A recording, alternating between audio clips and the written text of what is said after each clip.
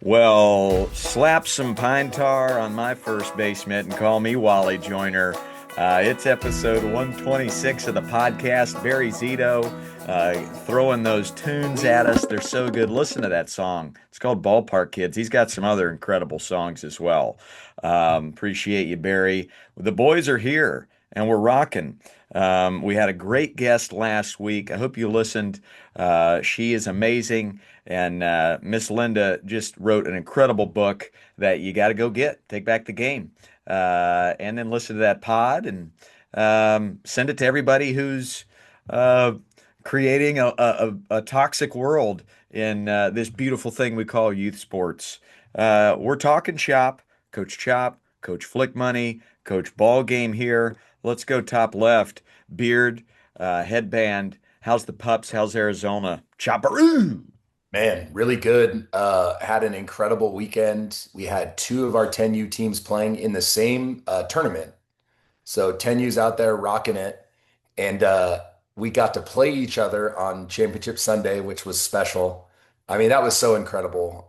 And at the end of the game, we all came together at home plate, and I just told them how much I loved them and I'm grateful for them. And then the team that won from that essentially scrimmage, won the tournament. So we went from that, and then we beat the number one seed 9-0, and we beat the number two seed 13-2. So it was wild. It was cool. Is there a way you could like have a fight with yourself from the third base dugout and then jump over to the first base dugout and just kind of go back and forth with yourself? Is that a was that Fight Club with Ed Norton kind of a We don't deal? talk about Fight Club. But yeah, it was just such a cool moment because it's just the lens of like you're proud of everybody. Like you're everybody that does anything, you love to see it. And it really was cool. Titus chopped through a complete game. Little 8-year-old Tai Tai was in there just cooking.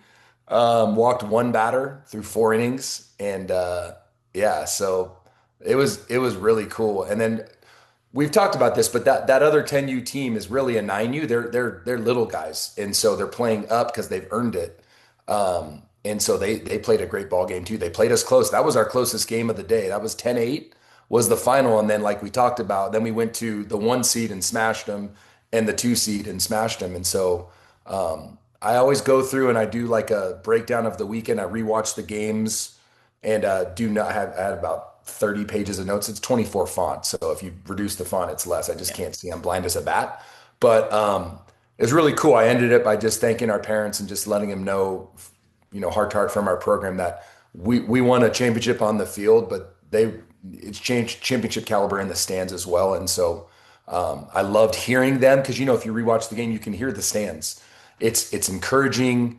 It's the right vibe, and so super proud of the boys. That's 2 weeks in a row with the championship. The boys are kind of trending, and now we're coming into Bo Chop and the boys on kind of the flagship squad of this program. And so um, it, there's a little bit of momentum out here in Arizona. You asked how we're doing out here, Coach Ballgame. We're doing okay. Oh, a little bit of momentum. Man, makes me think of the movie Raising Arizona, where there was a lot of momentum in that movie, and we'll leave it at that. Chopper, let's say a listener, they need help with practice plans for their travel team, or meshing that joy factor with trying to win some championships. How do they contact you, Coach Chop? Baseball@chadchop.com. Baseball@chadchop.com. Also, conversations like had a conversation this morning with one of my high school athletes who he's lost a little bit of confidence. So just getting them back in that positive mindset. So if anyone's going through it a little bit, I've been there. We all still go through it.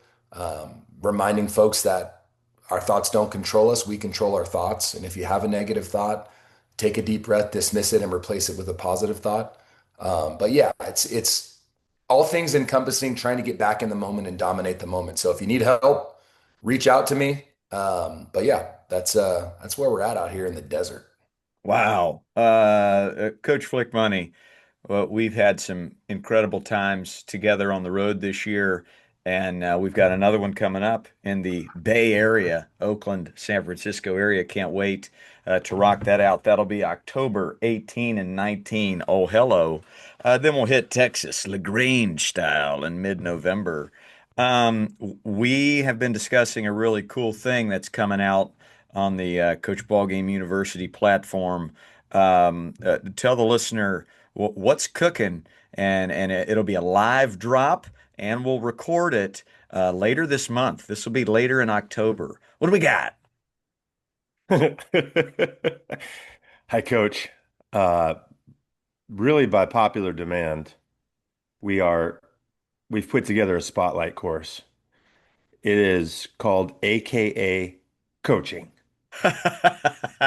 That's the name of the course because while the focus is working with neurodivergence in athletics, you're going to find parents, coaches, players, that the same strategies that make great teachers and coaches of neurodivergent players also make great teachers and coaches of neurotypical players and all humans. It's taking into consideration learning styles, visual, kinesthetic, auditory. It's just paying attention to the whole human and what they need and expanding our tool belt as to how to meet those needs so that our practices can be rocking. We perform better on game day. All of the things that we're hoping for as a coach, we expand the tool belt. So, AKA coaching, dropping soon, Coach. End of October, we may do a live event. I'm so fired up. I've got a few experts who are going to jump on with us. People who are friends of the pod who've contacted us from around the country and have experience as special education teachers.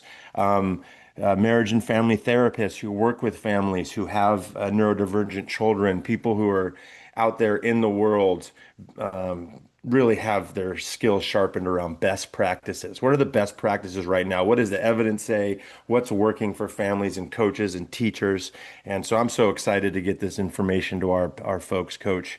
Yeah, it's a I'm so passion excited. project. Well, and you've put together a great curriculum. I've thumbed through it, and I'm just in awe of the geyser of knowledge that is within this curriculum, and it's going to be great. And look out for it, listener. It's coming your way. I already sent a few people your way for a private session, Coach Flikke. What topics have you been discussing with your Zoom sessions with people that want a little one-on-one, and how can they find you? Yeah, Coach, I'm a fan of the internal human experience. So I've been getting a lot of stuff around from coaches who have players that they're having a difficult time reaching. That could be personality conflicts. It could be kids going through who are traumatized. It could be mental health disorders. A lot of different ways that can play out, and also coaches who are having trouble in the adult landscape. How do I deal with this family who's, maybe one parent's really intense, or I got someone who's screaming at the kid all from the dugout all the time, and it's not really what we're trying to be about, but I don't know how to address it. So I seem to be getting a lot of these type of human interaction requests, and so yeah, please, anything I can be beneficial, any way I can be beneficial, I'd love to help. I'm at seanflicky@gmail.com.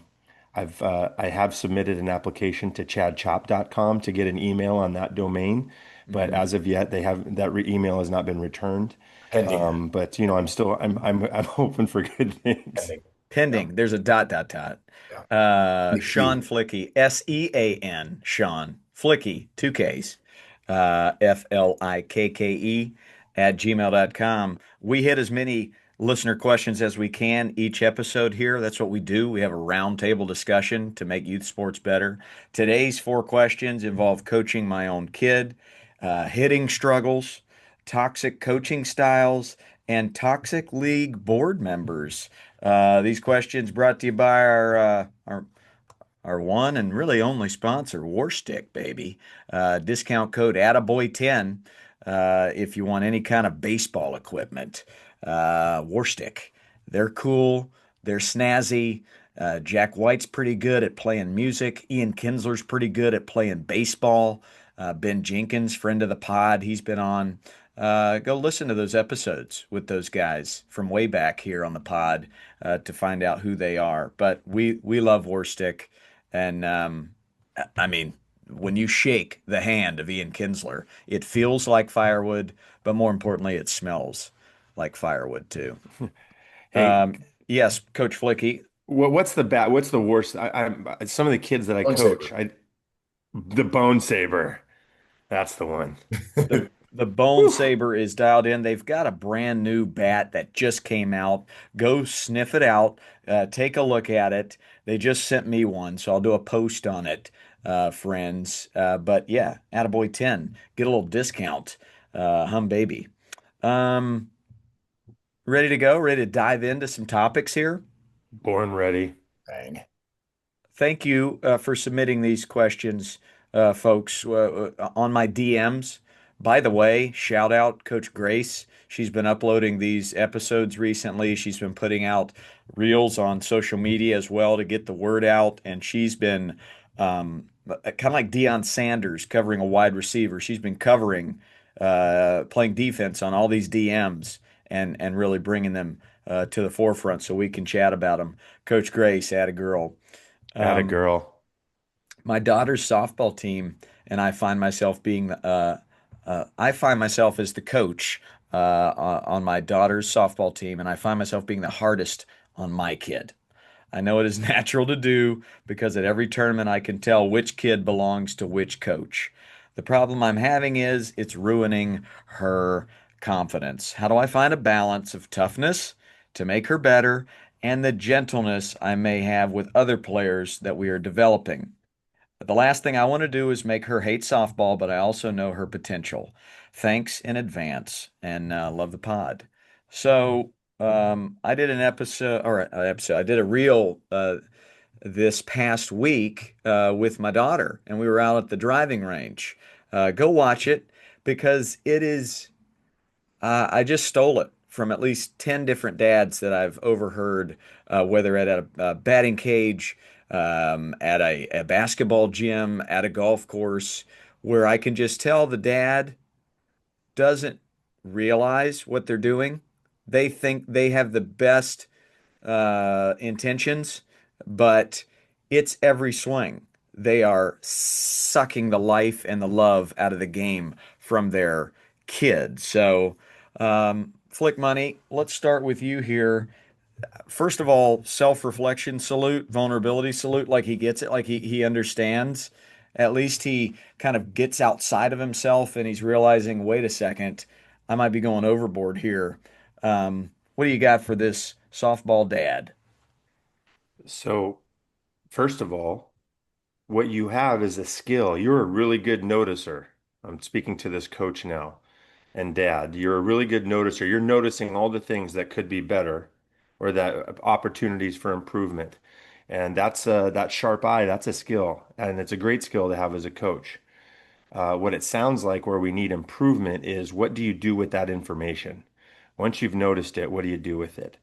And I'm a big fan of the Chad Chop system or style, which is let's write some stuff down. Let's set up some boundaries for when and how conversations about ball happen. And the way you're going to do that, Coach Dad, is by asking your child, hey, I'm your coach and your dad. How do you want me to do this? How can I be the best version for you? Do you like it when we talk about it after the game? Would you like there to be some space? Because I want to help you get better. But the most important thing is that your and I relationship stays solid as a rock. Bang. So how can I be a good coach dad to you in terms of giving you feedback? And then and honor what they have to say. Because the really hard stuff of parenting are coming, Coach Dad. And I got news for you. It's not how to field a ground ball or about batting stance.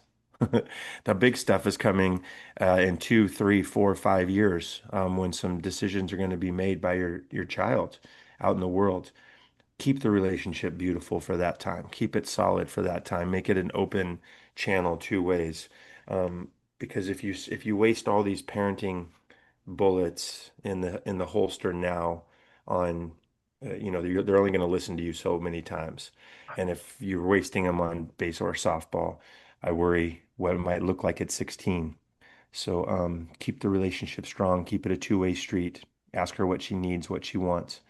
Um, and yeah, and I'm going to throw it over to Chopper because I'm not the one raising four. I mean, I have two children, but they haven't played a sport yet. So we have an expert in our midst. Chopper. Man, I think learning from my mistakes, got it wrong a lot early. Um, and and so yeah, you've got to just everything we're saying, man, like you got to have the kid drive it. You've got to set parameters like, hey, when do you want? It's Duke Baxter, and then we had an episode on this where let the child decide how they want to navigate it. I would get a trusted coach that you can say, hey, you're going to coach my son or daughter. And so you just don't want to your point, Flick, you don't want to destroy your father-daughter relationship, right? This is softball. So that's got to be the most important thing. Yeah, if she has potential, that's awesome and that's exciting. But she's not going to be on TV tomorrow. So you can slow play this and you can let her fail. That's okay too. It's okay for them to fail. That's normal. Are they being a good teammate?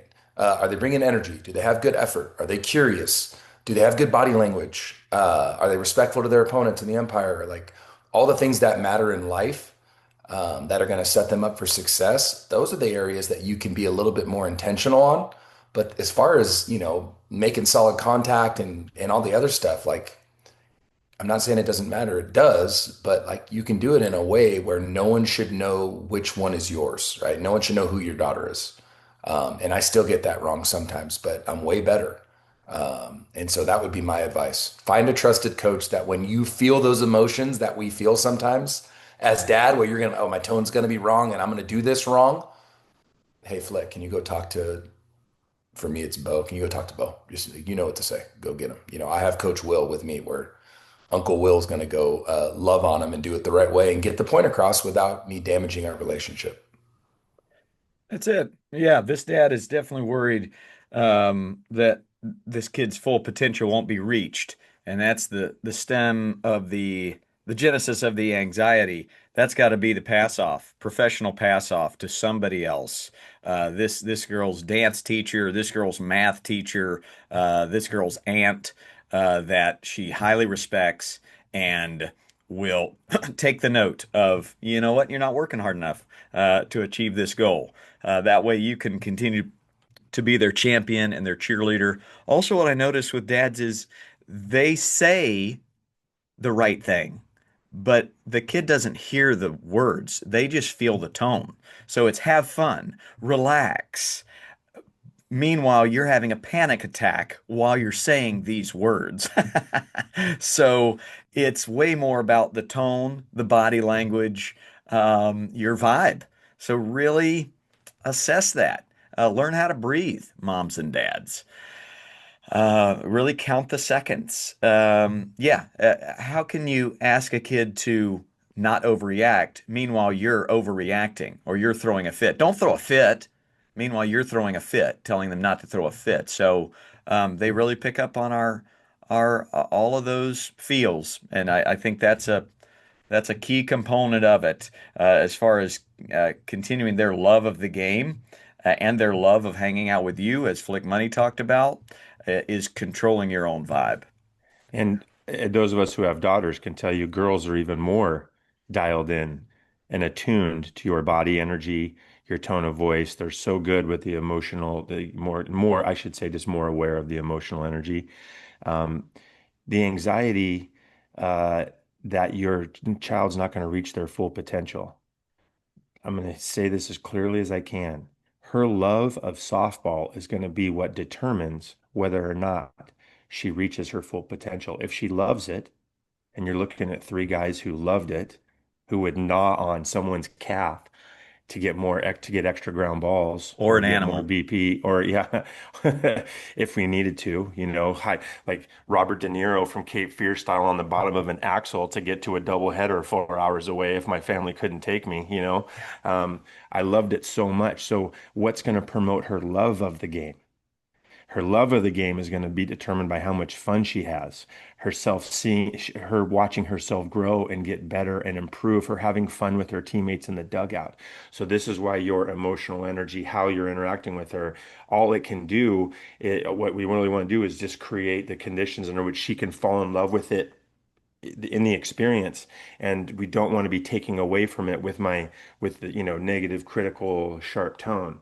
Just to remind you, 5 to 1 is the ratio of positives to constructive criticisms that's optimal for a brain at her stage to receive and actually be able to hear that one constructive criticism in a way that she can take it in. Now, that's pie in the sky. I'm not saying I always do it. I just ran a 12U practice on fall ball practice on Sunday. I maybe at best was probably 1 to 1. I'm also a really good noticer of the things that aren't going well, but I try to pump that positives up, especially around effort, character choices, energy, the things that we really are hoping for. So, yeah, promote her love of play. And just the other thing, Coach Dad, is trust that the game is so hard. It's going to challenge her to reach her full potential. You can trust the game to do that if she falls in love with it and keeps giving herself opportunities to play, then the game will do a lot of teaching. We've been doing this for what, this is our fourth year. And you just summed up, Flick, I think the most important thing, period. I think if we distilled this thing down, it would be what you just said. That's one of the best, most wise things I've ever heard you say. Your child's love for the game will determine if they reach their potential. And so, as coaches, looking through that lens of how can I foster love of the game, especially in youth sports, that will be the determining factor of whether or not they reach potential. So, if you're worried about they're not going to reach their potential, then make sure they love it because it's going to get harder. And if they don't have the love for it, they won't keep going. They'll go do something else that's more fun or that they love more, that they're more passionate about. Flick, dude, Yeah. well played. Deep. Meanwhile, my brain went to Cape Fear. So I went to Christopher Walken and I went to, wonder what kind of sports dad Christopher Walken would be. That's where my brain A lot of cowbell. Well, I learned it by watching you guys. Thanks Thanks for for all the having me. steel to sharpen steel. Thanks for having me on, dude. Oh, Thanks again. sportsmanship salute. Um, Wow. good stuff. Number two, our son has a natural talent for throwing and catching, but hitting and swinging, he isn't there. He's 10 years old. All his coaches and his dad and I know he could swing it right. He would have incredible talent if he could. Every time the coaches or his dad try to help, he listens, but nothing changes. He says, I can't change my swing. He takes it personal. How do we help him?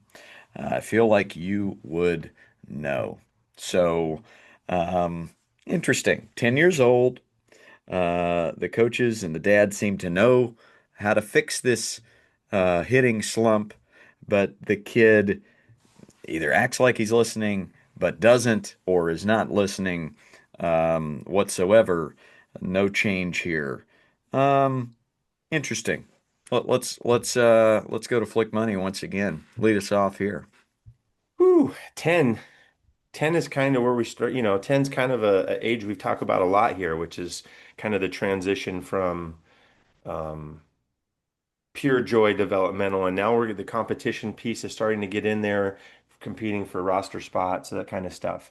So I want to say I feel strongly in two directions, which is one is the potential that someone who's really gifted at throwing has that great, everything works well, but for whatever reason, the dynamic movement of hitting with ball, bat, and all that isn't coming together. A lot of times we call them pitchers. I have seen them called pitchers before. Um, but given that you see this potential and you really want them to step it up and have a different experience, I think what we just talked about before, do they love it? Do they love hitting enough to want to get better at it?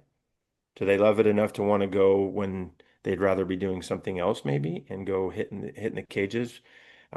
It sounds like whoever the coaches are and who are and your voice maybe not reaching. Have you tried a professional pass off to a professional hitting coach? Yeah. Is that possible in your area? Is that possible with your resources? I don't want to act like everyone can just do that, but these are questions I have.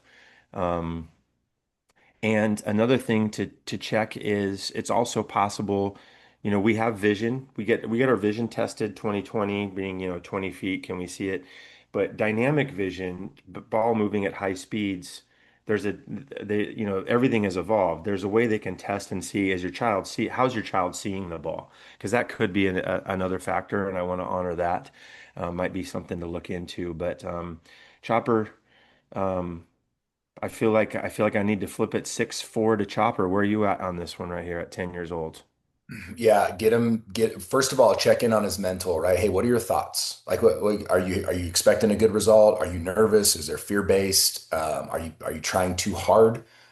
Second thought would be, what's the miss? Is it consistent? Is he under it? Is he over it? And then we can do the opposite with a thought. Get him target based. Like, hey, he's under the ball. Hey, try to hit a hard ground. If he's a righty, try to hit a hard ground ball to second. That'll get him leaning more towards getting on top of the baseball. Is he on time? Right? Is he athletic and on time? So there's a few checkpoints that we can go through fairly quickly, but the whole thing is making sure that he's in on it. It sounds like there's a little bit of pushback from the athlete. And to your point, Flick, those are the guys that turn into really good golfers and pitchers. And so it's one of those things where let the player drive it. Hey, if you want to work at this, I'm here for you. As coaches, as dad, we're in, and we'll do whatever we can do to help you. But do you want it? And do you want to change? Or if you say, here's the thing with kids and with adults, anytime someone tells me they can't do something, you're right. Give me a Sharpie. You're right. I'm going to write it down. So and so, Flick, can't do whatever you tell me you can't do. That's right. And so I heard this athlete say, I can't change my swing. Well, until you get to the root of that and you get him to say, I can't do it yet, or I'm having trouble with it. Then we can take out a pencil and write it down. Hey, I can. And then write it down again and write it down again. But as soon as that four-letter word comes out and you tell me you can't do something, then we need to go do something else that you believe you can do. It's good. My mind went, these are great. I don't need to speak to this, but I will, because those were full and thoughtful and lovely. But my mind went to, yeah, is there a hitting coach in the area? So, because there's a crater between the kid, the kid's ears and the coaches and the father's tutorials. So there's a divide there. So could we hand this off to a professional a once a week, maybe 2 times a month, just getting there and ironing out the swing to a point where we can start making contact and start building confidence with this kid. But I think on a grander scale, seems like the kid's a little afraid to get outside their comfort zone. What a great opportunity to throw a tool in a tool pouch here.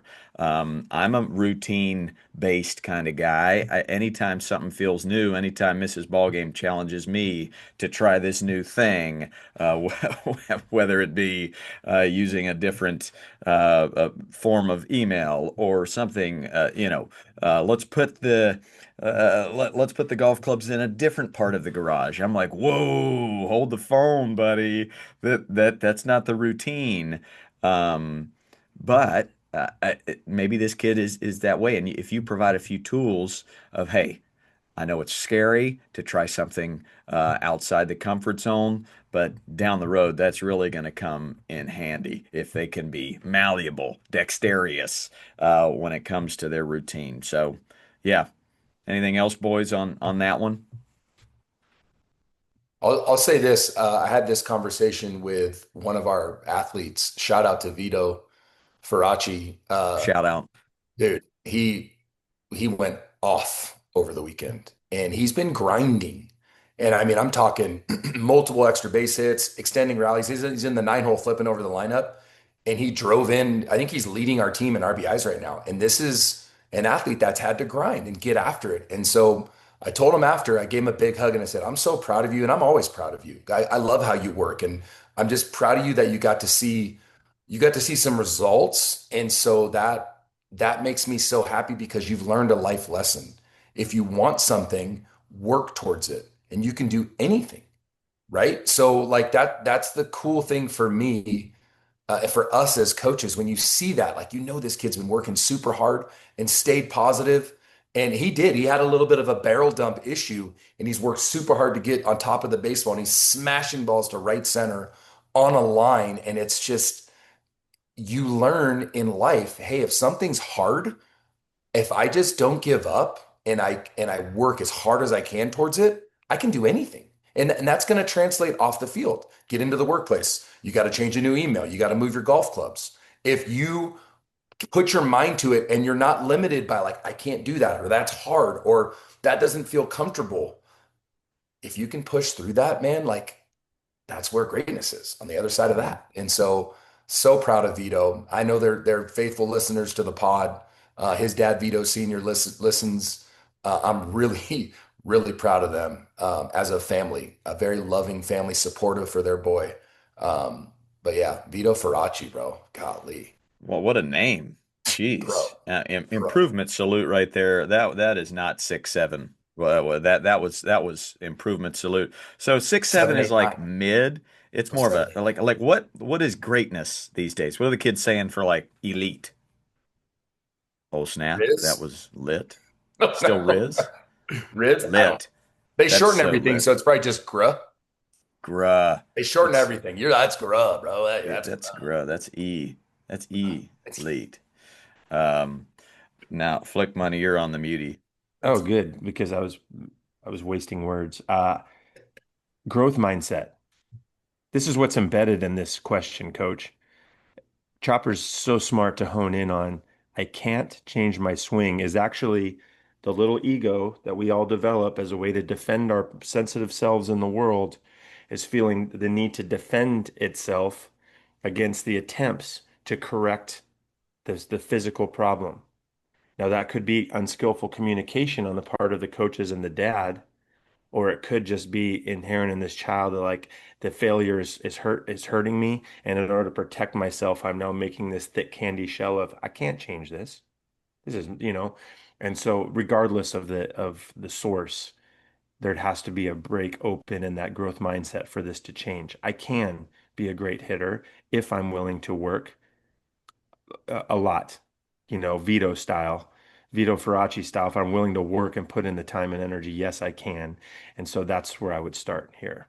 And by the way, let's keep talking about Vito. It was at least once a week, if not twice a week, where he came in and we'd grind at the hitting factory and we'd get after it, and we'd really instill good quality habits. And Dad would send me video, and they would ask questions, and the three of us would come together with love, and patience, and we would just get after it and try to, like, slowly, incrementally improve. And there were some days when anyone without a growth mindset would have been like, no, this is too hard.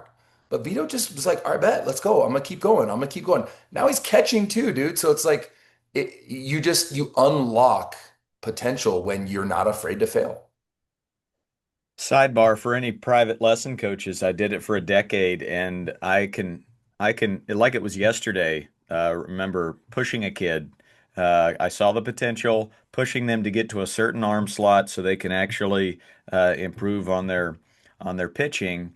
But I did it in a way that pushed him away from the game, pushed him out of the game. He wasn't ready to go that far or that hard. And that's a rookie mistake on my part. So make sure you're never burying them with this elite uh, mechanic, this change. So that you want them coming back next week, so that life lesson gets nurtured. So Yeah, and Piggyback on boom. that. Oh, go ahead, yeah. Flick. Go Well, for it. Chopper, I was going to say, we've talked about this with travel ball coaches. Do your homework. Not everyone with a shingle up saying I'm a professional hitting coach is necessarily the person you want to take your child to. So because there's no certification program for it, so anyone can say they are. So just do your homework, ask questions, find some other families, find some other players. Hey, what's worked for you? What do you like about this person? What have you learned? And it'll help you out. Yeah, try to. This is a mistake I made when I was younger doing lessons. try to work within the confines of that athlete. There was multiple times when I had a really good hitter who was a pull hitter. And I tried to like, hey, you have to be able to do X, Y, or Z, hit the ball the other way, let it, blah, blah, blah. It's like, well, there's some guys that are just really good pull hitters. And so like you want to be able to work within the confines of your athlete and don't try to overhaul it if it's not broken. So if you can, as an instructor, go watch them play. And if they are dominating the game or doing really well, don't change it. Like you can subtly like, okay, instead of dead pull, maybe we go left center. Like maybe we just nudge our direction. But don't all of a sudden make someone be who they're not, is the mistake that I made in the past ball game. Good. It's good. All of us, self-reflection, salute, vulnerability, salute. We need it to get better. And let's be honest, we're the three best youth coaches in the world, and Humbly. we apparently make mistakes every day. So, I must sidebar again. We're on the road somewhere in Tennessee, and me and Flick Money are in the minivan with boxes and boxes of equipment and merch, and the lights come rolling behind us. We got pulled over by a cop, and it was nothing big. Our tail lights were shut off, and he just wanted to make sure we were good. But Flick Money, you did raise a point as he was walking towards our car. You said make sure we don't say something, right? Yeah, I said when he asked us, what are you guys doing here? Don't try not to say we're the two best youth baseball coaches at this side of the Mississippi right now. It's just going to be weird. I learned that lesson the hard way when I said that coming across from the Canadian to the Washington side. When they asked us, what do we do for work? And I said, I was with my mentor, Coach John McCarthy, and I said, well, we're the two best youth baseball coaches in America. And the customs officer goes, sir, please step out Get of the out of car. We're going to need you. We're going to need you guys can go in and sit down in this detaining area. We're going to go ahead and search the vehicle. It did not go There's no well. windows on this van, sir. Step out. No vans. Yeah, yeah. Youth baseball coaches to that guy. Yeah, you might as well said, we are we are the inventors of the toothpick. And we've just got boxes of toothpicks here. Yeah. Um, good stuff. Uh, next question. Hey, coach. Question for the pod anonymously, possibly. So we will go anonymous here. But what would you say to coaches that grew up playing and performing in toxic coaching environments that are now experiencing those feelings of anxiety each time they go to the ballpark to coach? I went from being a solid player with a bright future to a pile of rubble due to a high pressure, performance based coaching style. I don't coach that way, and I hide my anxiety from my players and encourage them with love and positivity. But when I'm preparing to go face a team, I immediately experience those same old feelings of fear and anxiety I had in high school for almost the entire game. In spite of all this, I love to coach. I love my players. The reward of giving these players a good experience with the game outweighs any fear I experience. Just hoping to maybe get a few pointers and also to spread awareness of this as we coaches experience mental health struggles too.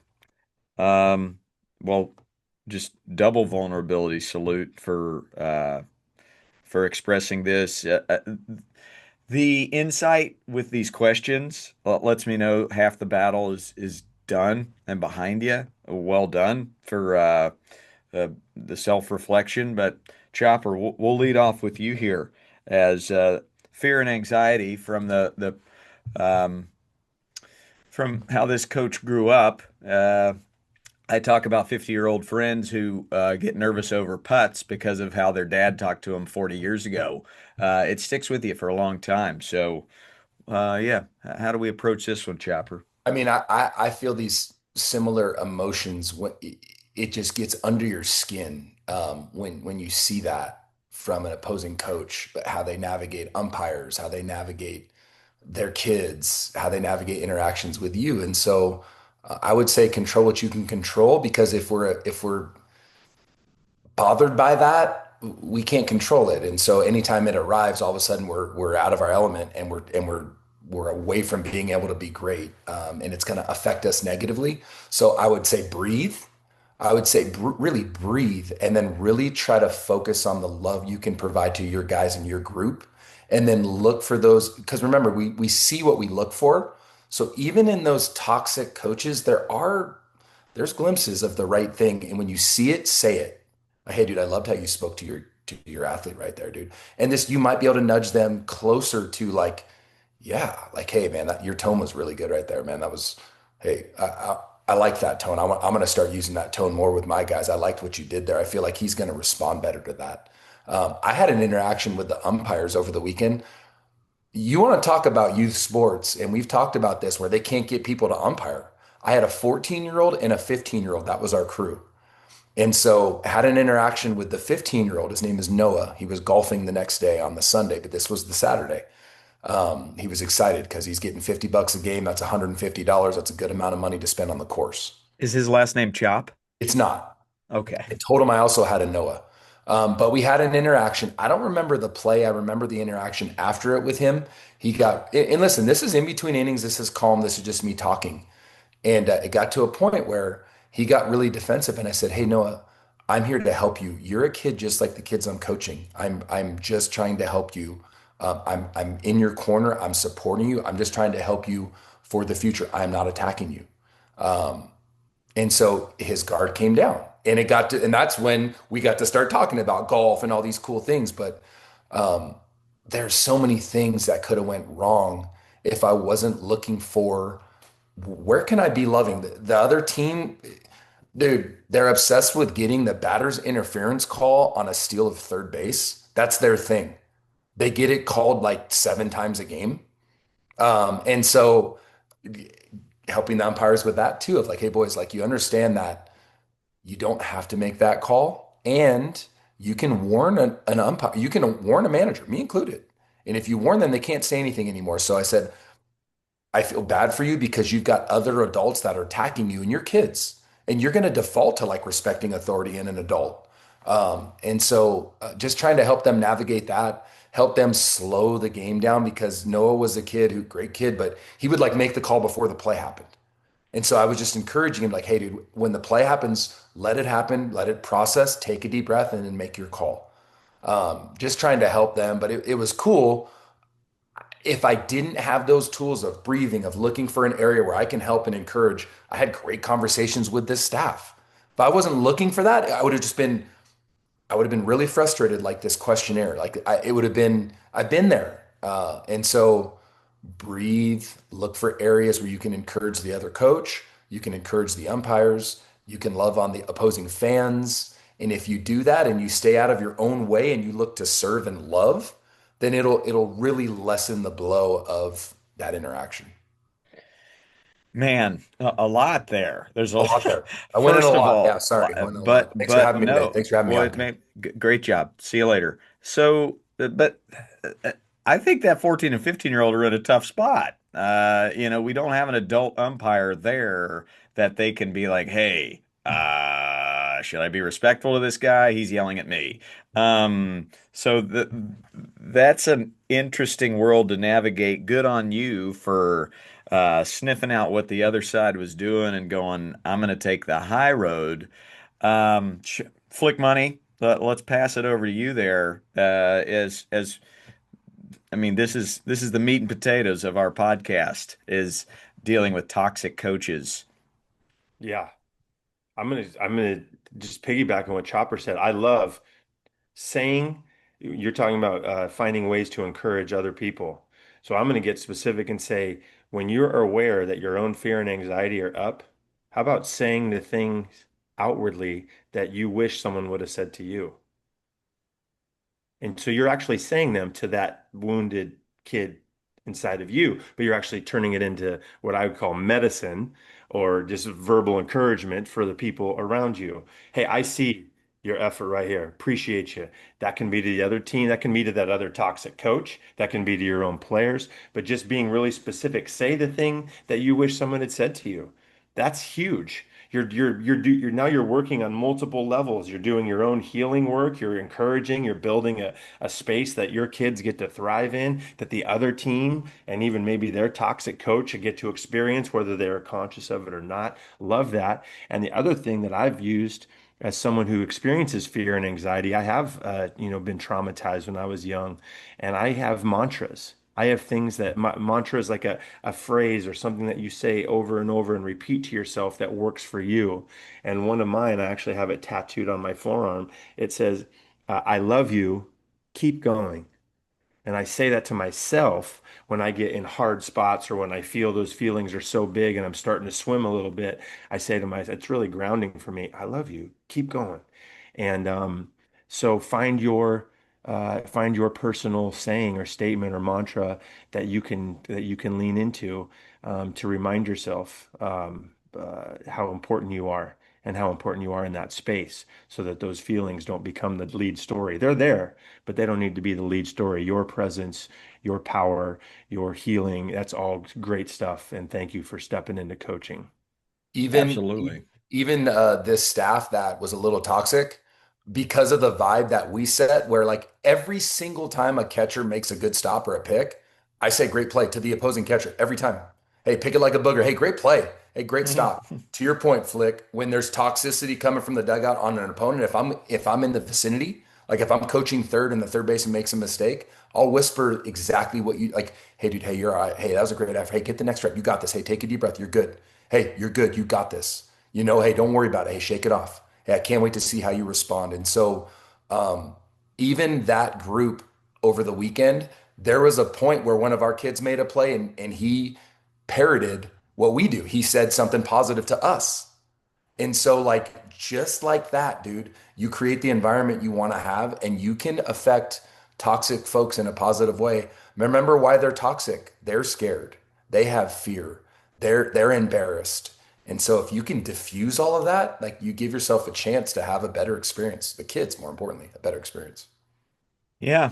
I think we bring this up in every town where that type of coach, the way you respond with, again, I picture my dad in a unbuttoned Hawaiian shirt with a big laugh, chewing on some bubble gum after a strikeout, going, "Hey, it's baseball. Let's respond."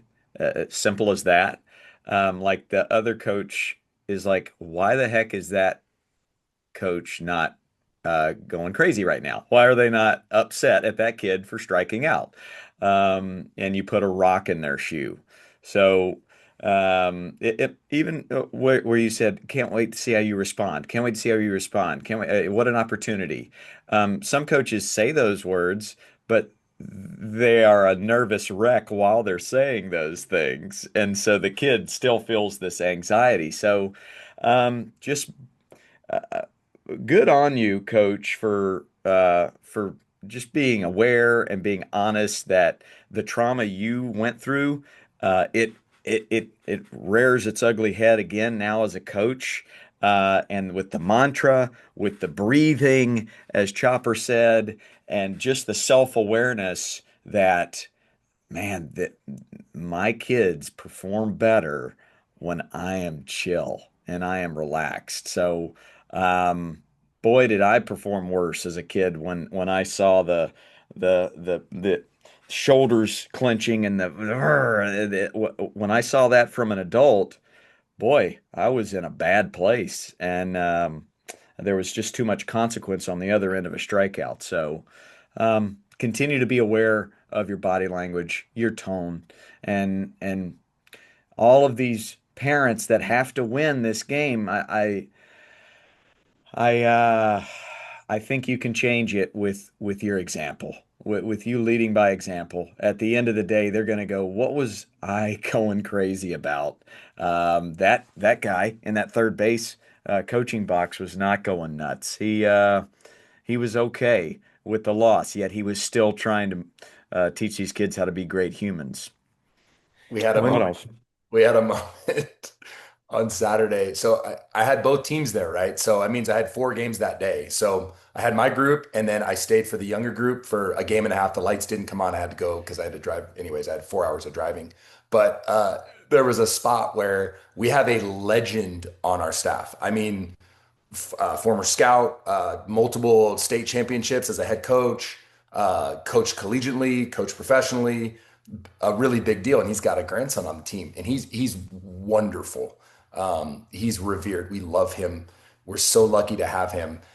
But he's old school, right? In a good way. And so his grandson was catching and runner on third. And so it gets by him and the run scores. And he coaches him. That can't happen, and like gets into him. And I'm right there with him in the dugout. And I encourage his grandson, hey, deep breath, you got this next rep. And he's walking back the coach and he goes, don't be nice. And I go, hey, you had the accountability piece. You said what you felt, and then I'm allowed to be nice. You were harsh, I'm nice, and that's a good mix. And he laughed. But it was cool. Like, I get it. And his grandson's going to be incredible. And so I understand where that's coming from. Even the harsh or perceived toxic, he's not a toxic coach. He's an incredible human. We're so lucky to have him on our staff. Coach Francis is an absolute gem. And so it was just hilarious, dude, that his instinct, like, don't be, because he knows, like, he's not wrong. When his grandson's in high school, that can't happen. That's fair. You got to be a brick wall with a runner on third. Um, but right now, he he needs that love, because back to what Flick said at the beginning, dude, their love for the game is going to determine whether or not they reach their potential. And so you have the accountability, but you also have that lens of, hey man, like, I want you to make sure that you know that we love you as a staff. And let me say this, his grandson knows that grandpa loves him. And that's never in question. And he's probably earned that right to say that in that moment because of how much he knows that he's loved by his grandpa. Um, Shout out to Coach Francis. Yeah. Don't be nice. Some Don't be of us nice. reflexively in game situations, we say the things that we heard, and we say the things that we said, our coaches said to us and that we said in other stress moments. I totally get it. I've said the same things. I've heard myself saying my college coaches exact things that used to drive me crazy that he would say to us. And in a high leverage moment, it just flies out because it's in there as a cassette Brain. tape. Um, but one thing I was going to say to this coach, this question is remember that the person who's triggering you, the toxic coach on the other side, someone already said this, but I'm going to reiterate it, that comes from someplace. So it's hard because when we get in our feels, we start to feel like that little kid, and it almost feels like there's this grown man on the other side screaming, and I'm this little kid on the inside, even though I'm a grown man in real life, and I'm like in these feels. But just remember that screaming is coming from a little kid as well. And so if you can lean into the compassion for that person and not see it so much as like a potential threat to you, but more as that's someone that's also needing and worthy of the whatever medicine I can sneak in. And I love Chopper that you find ways to actually say to point out the good things they're doing. Hey, you guys look so prepared. Love the way you were here early on time. Thanks for taking this game seriously. Really like anything you can sneak in over. It's just so confusing to them. You can just see their face like, what? Yep. What? Yeah. They're in a defensive mindset. They're so used to people attacking them throughout their life that they're in this kind of like, who's going to say something and I can swing at them. And then you're like, God, I love the way you guys came and prepared. And the way I mean, your infield looks good, man. God darn, they look good. And then you can just see them just like, what is he doing right now? Yeah. Well, you're speaking to treading with empathy when you notice a coach is doing what they're doing. What a great model for these kids on how to react to that type of coach or to an umpire that makes a bad call. Right? You have empathy for that 15-year-old. They're a kid. You have empathy for that 45-year-old. It's tough to be an umpire. I don't know if there's any more mature thing a coach could do And than we than need, see and it. guys, we need grace. Like, we need grace. Like, I need grace. I get it wrong all the time. I get it wrong all the time in game. We talk about them sometimes here. There's plenty of people in this town. There's a lot of people that like me. There's some that don't. And it's because I got a moment wrong and it affected their life in a negative way. And so we need grace. Debbie's really into her Bible right now, and she talks about being in the flesh or being in the spirit. And when we're in the flesh, it's all these things that we're talking about. That toxic coach is in the flesh. Everything is bothered. Everything bothers him. Nothing's good enough. But when we're in the spirit, you're not bothered. you're you have no ability to stop being calm. Like you're just gonna be calm. You are gonna just live in a calm state where anything that's thrown at you, you can navigate it with peace and with grace and with love. And so that's what it comes from. Yeah. Gives you the ability to zoom out, play the long game. Um, right on. Shout out the diesel. Diesel locked in. I got one more for us here. It's toxic little league board members, and this one is stemming from a a league that sees their value and sees their win in the form of banners. Um, this is a coach of 8-year-old, and he loves the pod. He loves our message. Um, but the league that they're a part of, uh, they love hanging banners. That's at the forefront, and that's how they judge the coaches that they bring on, especially for all-star teams. I've gotten the soft label from the old guard, despite the positive results. It's been said to my face. I'm coaching our 9U All Stars and won't change my philosophy. Would love to hear a podcast regarding how coaches can handle the unfortunate league politics that arises when rec league heads think hanging banners is the main priority.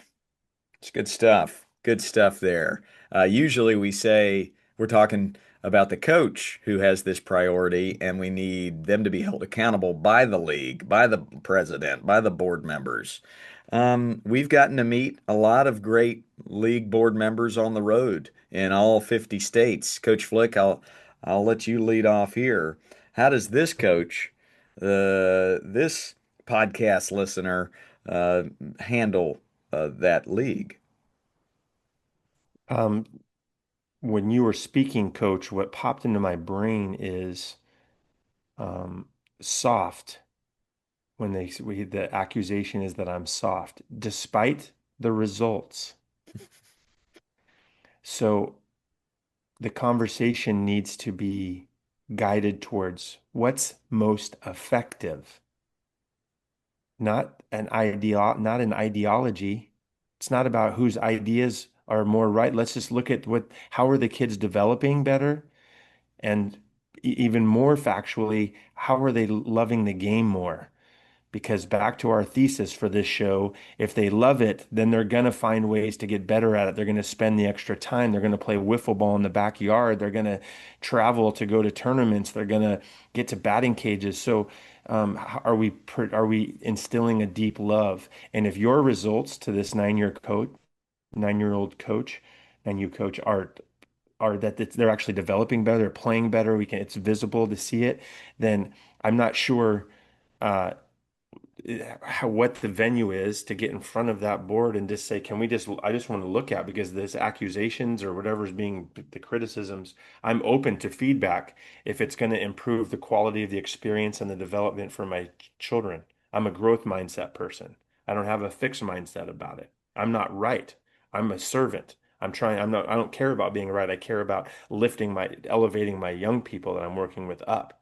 If that's true for you, then I think that's the conversation. What's most effective? Let's get into some brain science. Let's talk. I understand the mind state of soft versus old school and all that. I get that. But to Chopper's point, those conversations are coming down the road. That's when your name's getting in the paper, when coaches are getting paid and their livelihoods on the line. But that's not rec ball. No one's livelihoods on the line here. This is just about you as a board. If you're a board president and you're about hanging banners, this is about you. And that's sad, but that's a lot of the world we find ourselves in, is a lot of self-centered people in positions of authority and power with young people making decisions or um, emitting vibes that are not helpful to the development of the young person. So um, be creative to this 9U coach. What's the right venue to get this to educate? Because that's what this is about. This is about adult education. Yeah, that's perfectly said. And I would just inspire this coach. You're doing it right. You know you're doing it right. And we're in a world of lost and insecure people, a lot of which are in high regard, or the little league president or board member. So they're not going to respond well to fighting fire with fire. Just approach them with common sense, and try to inject as much common sense into that conversation as you can, and say, here's why. Here's why sometimes we play sandlots at our practice with a tennis ball and a broomstick, because the kids are loving the game, and I've found them to show up early, stay late, become better at this game when they're falling in love with it. Um, yeah, Chopper. No, I completely agree. I think it's well said. It's coming from a place of ego. It's setting kids up for failure. Win at all costs. You're only happy if you win. That's not real life. Anybody that knows anything about anything knows you lose a lot more than you win. So if you're only happy when you win, you're cooked. Um, you've got to just, yeah. I don't want to say run for the hills because I think they need you there. Um, but the culture is poorly set. It's set from the top, and so I would try to have a couple meetings with them and just try to see if they're even open to, a both and, right? Like Flick talks about. But if they're not, it's not somewhere I want to be around. I mean, yeah, winning's cool, it's great, but like at what cost? That's what I would say. There's that video as a resource, two resources for this coach. Number one, there's a great video that we looked at, Nick Saban talking about the difference between being transactional, which when you're only about wins or losses, hanging banners, that's transactional. You as a player are only as good to me as a board president if you're winning games and I can hang banners that say our league is awesome. So that's a transactional thing. Watch the Nick Saban video about transformational versus transactional because it's give you some language to speak at that kind of board level about it. And last time I checked, Nick Saban, pretty good coach, pretty successful, Decent. won a couple ball games. Um, and so that's one resource. The other resource Linda Flanagan talked about last week is the Positive Coaching Alliance has a body of research of just studying how does the young brain actually develop. If you're interested in results, okay, let's talk about results. What gets results? And Chopper talks about the process. It's a process that helps the players grow wildly faster and at a greater rate and with more success when you're focused on process. And then one of the beautiful byproducts is that you're going to see them play better in big spots and win some ball games, and that's always fun. But if you're only focused on that, you're going to miss a lot of this other stuff and you're going to rob people of opportunity. So check out the Positive Coaching Alliance body of research. It's awesome and it's free. They'll give it to you for nothing. These are people who spent their entire careers studying aspects of performance and psychology from the Olympic level, the pro level, down to the youth level. Really awesome stuff. Instead of coaching for banners, coach to get texts from young adults after you've coached them. Like I've gotten a few lately that the good Lord knew I needed, where, hey, coach, man, I was listening to the podcast and I just want you to know you'll be at my wedding, because we talk a lot about looking through the lens of coaching through you want to be invited to a wedding someday and that you're gonna coach them differently because you're coaching their heart. And my guy Bubba Mustaine, dude, like shout out to Bubba. I'm giving shout outs today. Yeah. Bubba Mustaine, one of the greatest competitors I've ever coached, just an incredible athlete, but an even better human, a winner, sent me that text. And I've gotten other texts from kids in college where they're like, Coach, dude, like you set me up for success here. Like the way you do anything's the way you do everything. That gets me through every day. And thank you. And so that's the banner for a coach that's doing it right. Bang. Yeah, we never have it all figured out. We've been collectively for 100 years coaching kids, and the three of us can collectively say we will never have it all figured out, and we're constantly learning. And there's the secret right there. Boom. Bang. Bang. Beautiful. I'm Biscuits glad. over Broadway. Boom. I'm glad it happened. I'm glad us middle-aged men can come together and have a great conversation because we have a podcast. That's the only way middle-aged men have great conversation. Thanks for having me, Um, Coach. Thanks for having me. Thanks for having me. Extra. Good to have you, Coach Chop. Episode 126 in the books. Big atta girl to Coach Grace once again. Atta She'll be getting girl. this out to the world. And hey, we love you. Keep spreading this around. I'm kind of surprised when I go on the road and I ask, has anybody listened to our podcast? And there's Here like we are, 2 out of 20 face that to raise their hand. face, So a a lot of couple room of silver for spoons, growth. hoping to find we're two of a kind, making it go, making it grow together. Yeah. We're gonna find our way. Bang. It doesn't get any better than this.